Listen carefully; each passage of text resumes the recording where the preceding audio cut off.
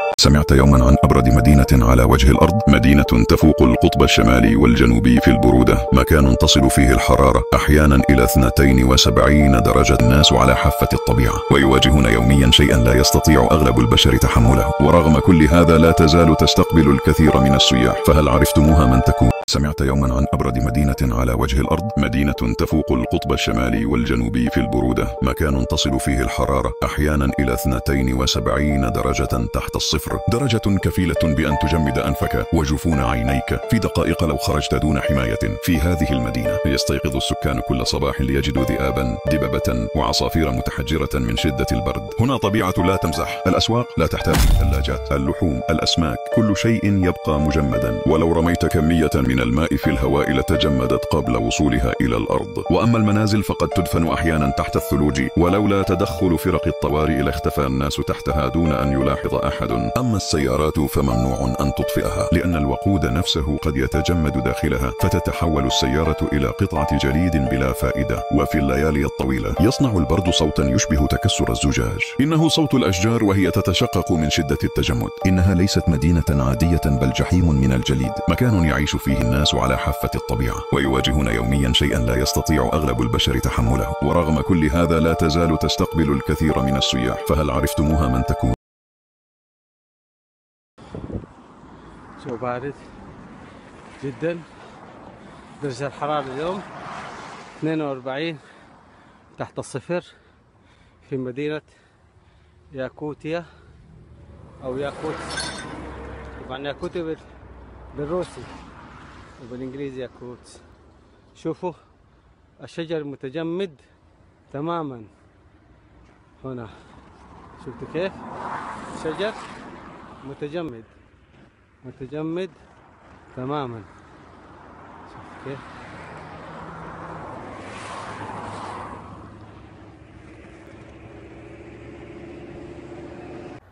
شوفوا كيف صوت المشي على الجليد، سامعين؟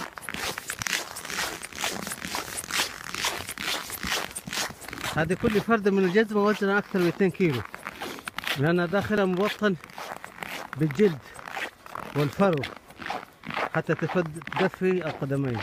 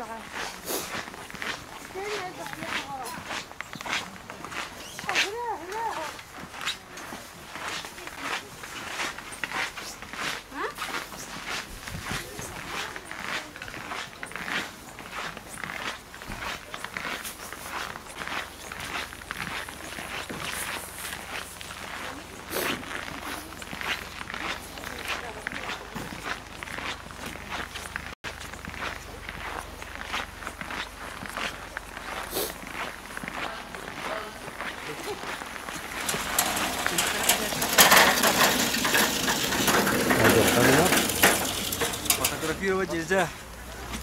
Почему? Почему? Штраф. За это. Нельзя, да? Да ладно, а где Вот. Им будешь платить, а потом можно. Да давай так.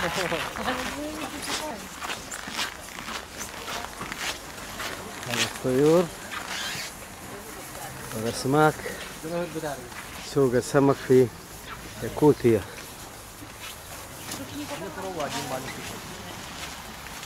سوق السمك في ياكوتيا. Нельма, хочешь фотографироваться? Возьми, я тебе сфоткаю. Возьми на руки. فيش. Нельму. Андрей. Нельма, это харам беда, عنده بديه. как кстати, время много. Кто-то хотели машину, да?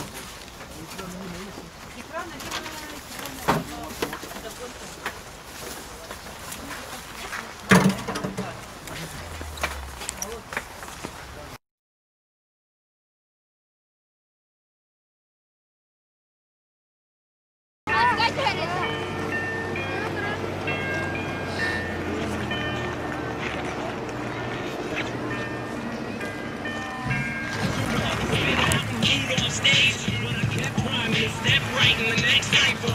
Best believe somebody's paying the Pied Piper. All the pain inside amplified by the fact that I can't get home with none other. And I can't provide the right type of life for my family. Cause man, these goddamn food stamps go buy diapers. And it's no different, it's nothing about it.